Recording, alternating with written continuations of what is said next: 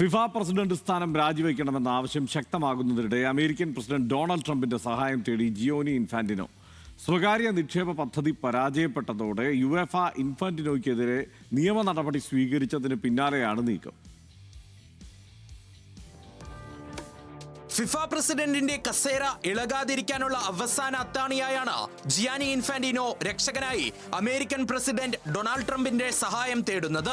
സ്വകാര്യ നിക്ഷേപ വിവാദം കൊടുമ്പിരിക്കൊണ്ടിരിക്കെ ട്രംപ് ഭരണകൂടത്തിന്റെ പിന്തുണ ഉറപ്പാക്കാൻ US സ്റ്റേറ്റ് സെക്രട്ടറി മാർക്കോ റൂബിയോയുമായി ഇൻഫാന്റിനോ അടിയന്തര കൂടിക്കാഴ്ച നടത്തുമെന്നാണ് റിപ്പോർട്ടുകൾ.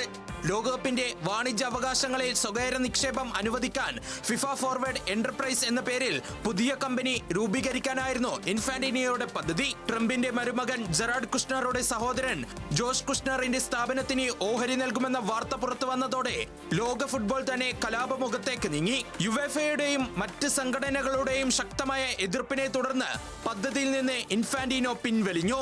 പിന്നാലെ യുവേഫ നിയമ നടപടി സ്വീകരിക്കുകയായിരുന്നു. പദ്ധതിയുമായി ബന്ധപ്പെട്ട ഒരു രേഖ പോലും നശിപ്പിക്കരുതെന്ന് ആവശ്യപ്പെട്ട് ഇൻഫാന്റിനോയ്ക്ക് ഔദ്യോഗിക നോട്ടീസും നൽകി.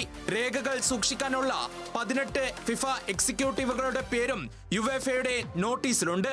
ഇതിനിടെ ഫിഫയ്ക്കുള്ളിൽ തന്നെ ഇൻഫാന്റിനോയെ പുറത്താക്കാനുള്ള രഹസ്യ നീക്കങ്ങൾ സജീവമാണെന്നും അന്താരാഷ്ട്ര മാധ്യമങ്ങൾ റിപ്പോർട്ട് ചെയ്യുന്നു. പ്രൊജക്ട് കിൽ ദ മോൺസ്റ്റർ എന്ന കോഡ് നാമത്തിൽ ഇൻഫാന്റിനോയെ പുറത്താക്കാനുള്ള ശ്രമങ്ങളാണ് നടക്കുന്നതെന്നാണ് വിവരം. അടുത്ത വർഷം നടക്കുന്ന ഫിഫ പ്രസിഡന്റ് തെരഞ്ഞെടുപ്പിന് മുൻപ് ഇൻഫാന്റിനോയുടെ രാഷ്ട്രീയവും കായികവുമായ സ്വാധീനം വലിയ പരീക്ഷണത്തിലൂടെയാണ് കടന്നുപോകുന്നത്.